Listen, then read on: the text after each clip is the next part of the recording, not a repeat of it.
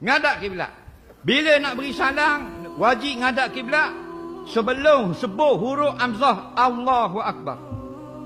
Kalau Allah dak ngadap kiblat, akbar ngadap kiblat, tidak sah.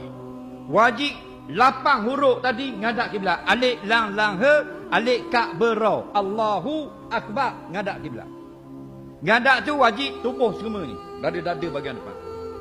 Siapa mana wajib ngadap kiblat? Siapa huruf mim yang kedua pada ucapan alaikum. Lepas tu ramai ke orang yang batal semayang masa salam.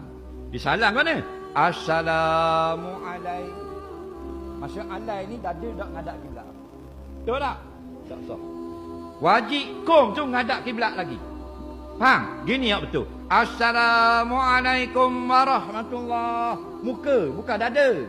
Assalamualaikum warahmatullahi. Baru dada dak ngadap lari ni dak. Assalamualaikum. Tapak muka je kaki belakang. Faham? Kat belakang tengok ni. Tengok ke muka. Tak. Lari kiblat dada. Tidak sah. Bukan kita nak khabar orang sembahyang tak anda. Tapi kita lari kiblat. Nabi tak paling dada, berpaling muka je. Assalamualaikum warahmatullahi. Assalamualaikum warahmatullahi. Payah apa? Yang murah pusing ni apa? Ni orang ngajar dia kata tunggang agama. Tak sapulah macam-macam. Uduh perangai. Muka dah lah uduh. Perangai pula dah uduh. Tu.